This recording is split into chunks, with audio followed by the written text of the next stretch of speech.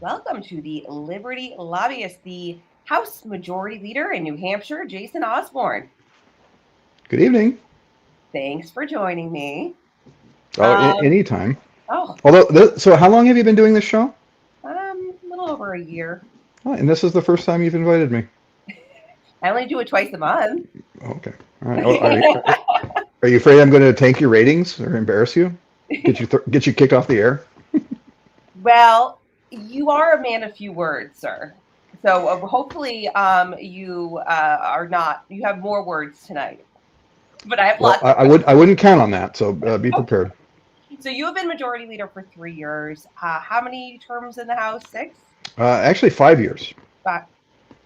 Well, 3 terms is what I said. This is your third term as Majority Leader, right? That's true. Yeah. Yes.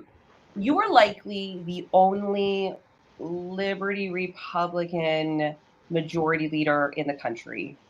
For those who don't know what that means, could you give a description of what you think a Liberty Republican is? Well, I was hoping you were going to tell me.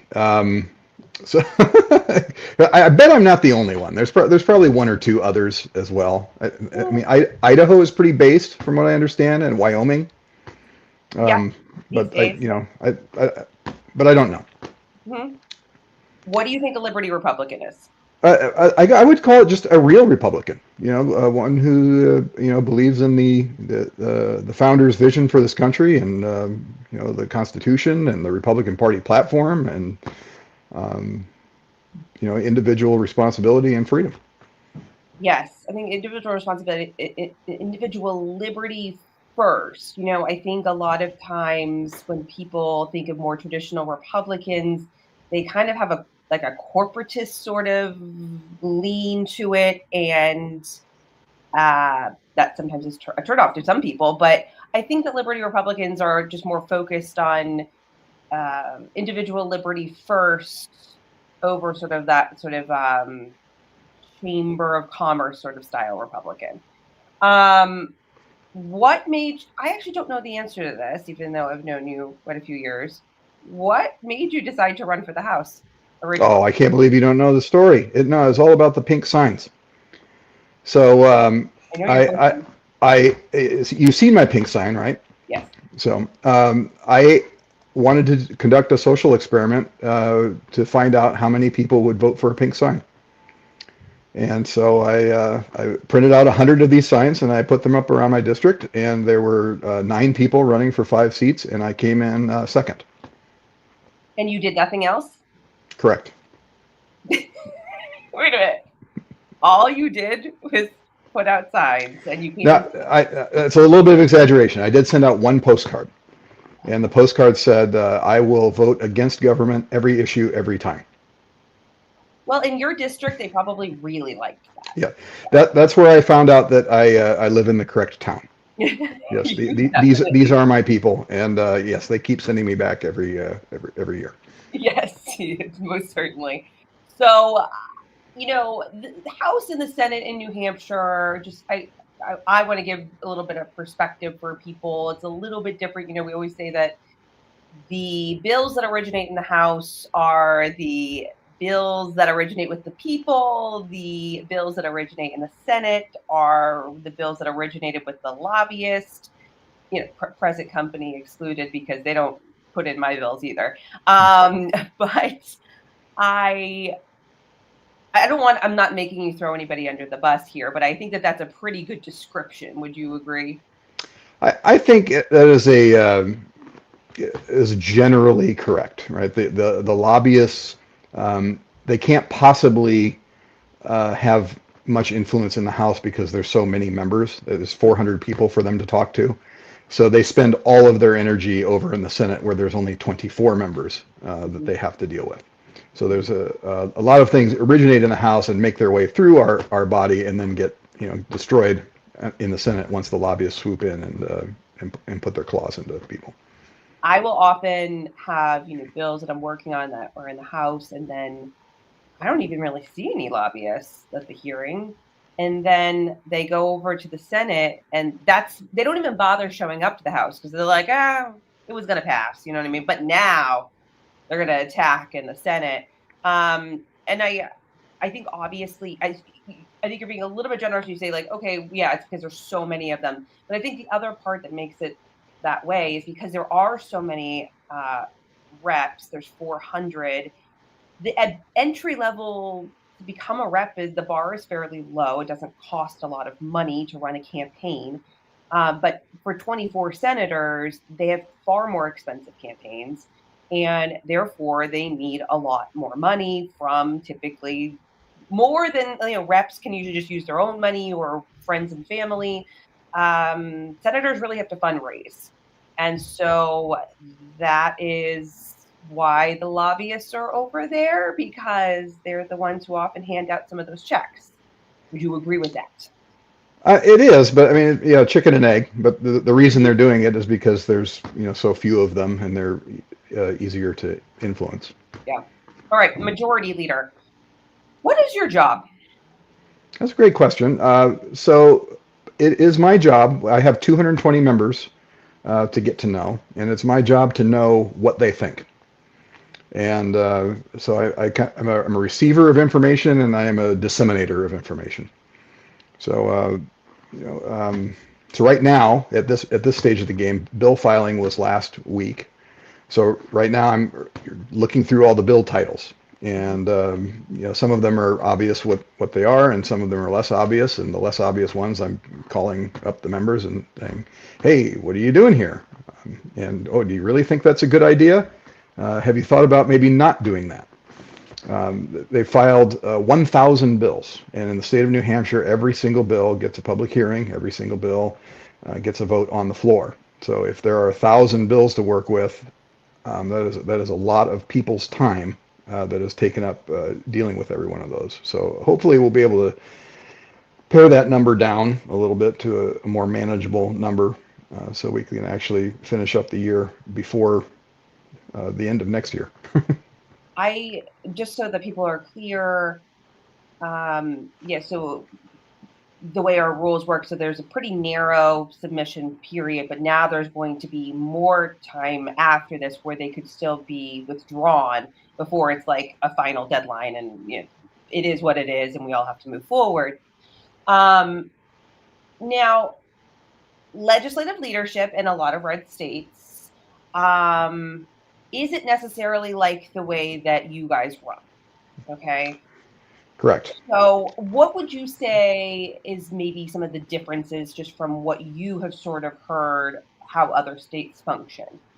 Like, Right. So in other states, you'll have either a rules committee or a chairman, or in some states, the majority leader gets to decide what bills go to the floor. That would be really awesome. That would make my job a lot easier. I could, punch a lot fewer hours for my $100 a year that they pay me. So instead, what I have to do is, get every single member in a room and talk them through their bill and find out why they're doing it, and either try to talk them out of it, or give them the help they need to get their bill across the finish line. I see a very tight leash that a lot of majority leaders have on what they want the legislative goals as a whole to be for the year. They usually have a very tight kind of framework, and they don't want anything to go outside of that framework. And that is where a lot of members get incredibly frustrated, because if it's basically one man rule. If one man hasn't decided that this is a priority, or that this is important, or that this should even be done because maybe it might rock the political boat too much, or this or that. And so this is where you get a lot of people talking about the swamp, right? I don't see you, with very rare exception. So you're saying you're going in, you're saying, well, do you really want to do that? But it's not because like, oh, you're really scared of like the political ramifications of a ton of things, the way that I see other leadership be scared. Does that make sense? Yeah. If anyone who watches my Twitter feed knows I'm not particularly scared of, of such things, but I do collect data from the world, and I know what's popular and what's not, and I do try to steer our members into the the 80% issues and away from the 20% issues. Just as an example, if they want to secede from the union, that's not a good idea because you don't have a lot of the public, supporting that. But if they want to say, repeal car inspections, well, by all means, go with God because the people are going to have our back on that one. I have done some wild things, and I've had wild bills be put in. I have put in wild bills. I've never had you say like maybe don't do that, except for one. I can think of one off the top of my head. And it was when we put in the bill to start the impeachment process for the Republican governor during COVID. So I am not ashamed of this. Okay. So I have no problem saying it. But you were, less than enthused. And I will say, when the news of it broke, it truly did hit like a lead balloon. But, yeah. Uh, anyway. I think at the time you were speaking for an awful lot of us with what was happening in the moment. And maybe that wasn't the correct thing to do, but it sure was something we were all thinking about. You know what it got, I feel like, now, I don't know if you know this, but I remember calling some friends like right after the news broke, and I said, I feel like I just jumped into the deep end and I don't know how to swim. Um, so yes, but I do feel like it jolted everybody. I was very concerned that it was sort of like business as normal, and we're in the middle of COVID, and it's not business as normal. And so I think, and we obviously then accomplished a ton on the subject moving forward that year. I just, the shock and awe one came up first, and then we got rid of it. And then we did accomplish a lot, and we were one of the first, states to end the COVID state of emergency and all of that kind of thing. So, what is your job not? Okay, so we talked a little bit about it, but what do you think some misconceptions are about the role that you play? Oh, yeah. If you ask the Democrats, or the folks masquerading as Republicans who are not particularly Republican-y, they'll tell you that I'm the one making everyone do my bidding, and they only vote the way they're voting because I tell them they have to, or if they don't, bad, horrible things will happen to them. You have never tried to tell me. You never tried to tell me how to vote ever. I mean, usually you just like accept it. You might not have always been happy with it, but you usually just accepted it.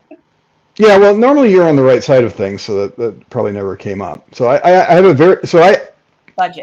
My entire time in this job, I've had just a very simple process, and that is I find out what the members want to do, and if 80% of them want to do a thing, then I will try to get the other 20% to go along.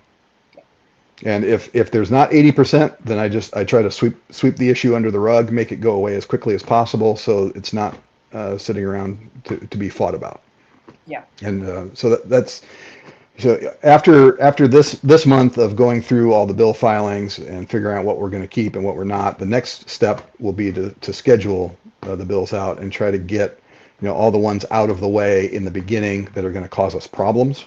Mm-hmm. And particularly all the Democrat bills, just like because they're the minority. They know that they're not going to win, but they want to be able to campaign on these issues. So we want to make sure that they just get them all done right at the beginning, so they don't get to have the entire year to campaign on those things.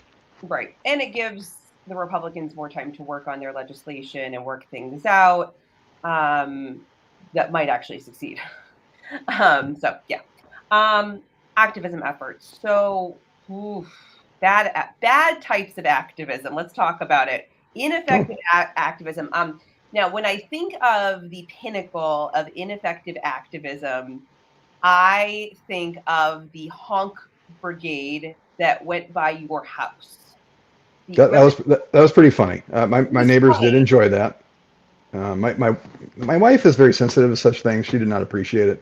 But again, that's why terrorists do what they do, because they they want to terrorize you and get you to get out of the game. But that doesn't work here. I was just right before I called you. I was going through a stack of postcards that came in today. Love letters. Again, yeah, just death threats and the usual like that. Mhm. My son loves that stuff. He eats it up. He just started his own Turning Point chapter this week. Gave him something to talk about. Oh, good. Well, good. Um, yeah, they for those just to clarify, there was a whole group of people during COVID. I mean, Jason, you could not have agreed with what I like to say our side more on the COVID stuff, and yet they decided for whatever reason that you were some type of target, and they were going to go driving by your house. And my favorite and honking in front of your house. And my favorite part of it was that they called you the wrong title. They couldn't even get your title right. They called you the speaker, and I watched the video of it, and I probably watched it too many times, and I cried laughing. Yeah, But that was very that's when people don't actually know what's going on. They're acting out, trying to cause chaos. It's the same thing you saw in other cities where they're burning down buildings and rioting in the streets. This is just kind of the New Hampshire version of that. We're a little more low key here. But listen, I'm more concerned. Obviously, that's the left. Republicans don't go burning down buildings and stuff like that. So I'm talking about conservative activism. What are some other examples of just bad activism efforts? I mean, you and I talk about them all the time. What do you think is ineffective? Because we definitely know a lot of activists who are not effective. Yeah, I mean, calling or emailing your representatives and being mean or threatening them. Yeah. Like, we're going to vote you out of office. Like, Yeah. no, you're not. that was what a couple of these postcards today said. We elected you and we can vote you out. It's like, well, first of all, I'm sure you didn't vote for me, and B, I'm sure you won't be able to vote me out. That's not how this is going to work. I see a lot of people with good intentions, but I mean, the reality is if you're going to be an activist, you have to be passionate, right? Mm-hmm. There is no such thing as an activist that's not passionate about what they're doing. Otherwise they wouldn't be doing it. Okay. But they misplace the passion. And I see a lot of people who alienate their allies because of very, very minor things. I like to say that like people have white knight syndrome. They'll like put certain legislators like up on that white horse, and then like the second they do one tiny little thing wrong, they've been knocked off the horse, but now we also need to trample them over with the horse. Yeah, there's a lot of that goes on, and it's not productive. That's for sure. Like if you want to win, you need to identify allies and hold them up and prop them up and support them. I think so. I think the most effective activism that you can do is just providing good information, right? And make yourself known as someone who can be reached out to get that information. And it takes time to do. So like you're not just going to walk in and in 5 minutes be an effective activist. You're going to have to build up that credibility over the course of time. Mm-hmm. And that goes for legislators too. And in New Hampshire, legislators are just activists, right? Because there's 400 of us, so there's not enough people in the state to have an activist class and a legislator class as well. So we're just all activists. So the best legislators are the ones who you become an expert and a known expert on a particular topic. All right, so like I'll just throw out my friend Keith Ammon as an example. If there's anything cryptocurrency related that needs to go on, you go talk to him, and everybody in the house listens to him and does what he tells them to do because they know he's the one with the answers. And he's able to do that on both sides of the aisle, which is just amazing. Mm-hmm. And there's other people with different issues. So not to toot your horn for you, but you are someone like that as well. I know that when you come to me with information, I can rely on it and I can take it to the bank, and you've never steered me in a wrong direction. And Well, not if you and wrong. if you ever I've been wrong, and then I tell you right away. I'm like, oh, yeah never mind. yeah. So anyway, if you ever did steer me wrong and like in a very costly way, it would take you a long time to dig yourself out of that hole. So you don't so don't do that. So be someone who's known for providing good information, that you are the expert, and that is how you can be the most effective activist. Yeah. Yeah. No, I think that's really good advice. And that is how to be the most helpful. I think some other things that people do poorly, um, you can't get hysterical about everything. Like your hair can't be on fire all the time. You can occasionally have your hair on fire about the most important things. But if you are constantly going to legislators and saying that everything is the end of the world and that you know, eventually it's like the boy who cried wolf. They don't really take you seriously anymore, right? Right. Yeah. Someone would call that political capital, right? You have to be able. You have to build that up over time, so that when you do pull that fire alarm, people know that it's real. But if the fire alarm's going off every day, they're just not going to listen. I'll tell you another piece of activism. So if you're not, maybe you're not the biggest expert on any particular thing, you can be more of an organizer. So we had a campaign this year to repeal the car inspections. And there was a gentleman who put together this campaign where he solicited, stories from people about their experience with car inspections. And so our legislators were all sent, email after email after email, hundreds and hundreds and hundreds of these emails that were all individual stories from normal people about how these car inspections affected their life. We had never seen anything like this before. Normally, when we get emails, they're form emails where someone clicked a button, and those all go into the spam folder, and they're not taken seriously. But when you're getting personal messages from people that are not, astroturfed, that is Don't extremely do form powerful. emails. They're a complete waste of time. Like, absolutely not. I never do form emails. But yes, personal stories really help. Like legislators they can be appealed to emotionally. So when you get a lot of people saying there's a real problem, here's what happened to me, that goes very far. So do you think that really Agreed. moved? You think that really moved the needle? Oh, 100%. Yes. Hmm. I mean, I think we were going to do it anyway because, the members told me at the beginning of the year that this was a priority for them. Hmm. But, especially working with the Senate, I think the emails were an eye opener Yeah. for them. Yeah. No, absolutely. No, all really, really good advice. Before I let you go, tell me about whatever you can reveal so far. Although remember, the LSR lists are already out. Yep. Um, Give me some, base legislation that you guys have planned. Well, I don't know about anything based other than with the assassination a couple weeks ago.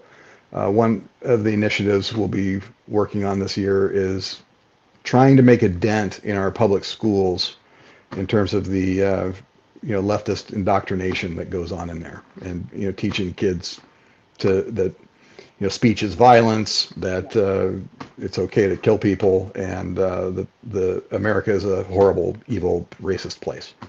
Hmm. So if we can make some progress in that arena, that will be good. Other than that, we're going to be very focused on the 80% issues, right? Electricity costs, housing costs, all costs, healthcare, and property taxes. That's kind of the big thing that the Democrats are going to keep hitting us on is property taxes, because all of our other taxes in the state are very low. So of course they're gonna harp on the one kind of tax that is a little on the higher side. So we'll make an effort to bring those down and reform our schools and reform the excessive costs that we're putting into these schools. I mean, we've got school districts that are spending $40,000-$50,000 a year per kid, Yeah. and it's just insane. There's no reason for that at all, and we can trim those costs down, lower property taxes, and increase the compensation for teachers. because a lot of, especially the good teachers are not getting paid very well, and there's some bad teachers that are getting paid too much. So let's reform that system and reward people who are providing good service and get these families and their kids the education they're looking for. I hear rumor that there's a big energy bill coming. I have been talking for years about how we need to leave ISO New England. Is that part of the bill? So we passed a bill last year to order the Department of Energy to provide us a plan of what it will take to exit from ISO New England. So we'll see what comes of that.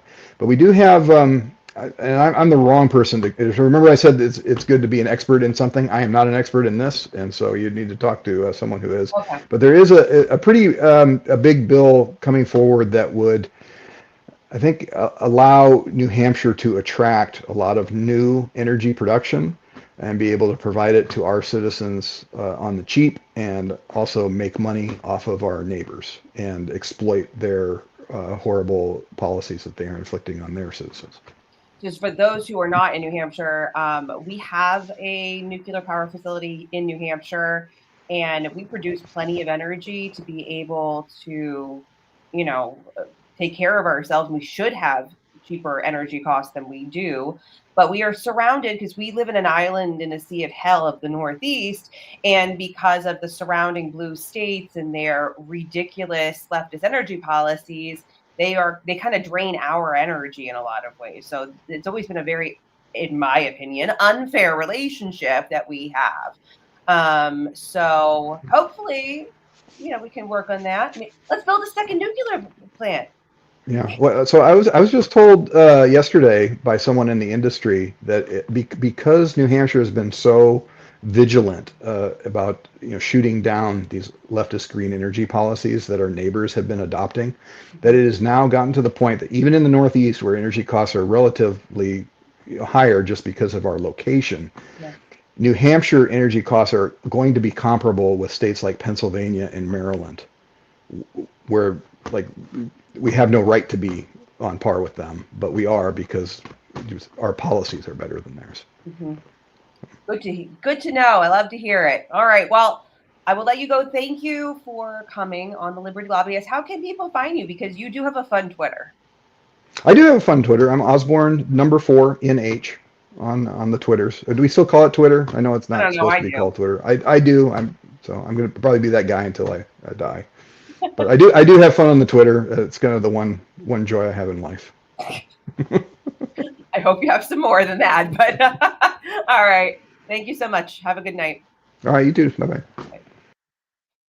That's it for the Liberty Lobbyist. You can find me on, I guess, X at Melissa Blasek NH or at Rebuild NH. If you have any questions, comments, concerns, feel free to email me, director@rebuildnh.com. Until next time.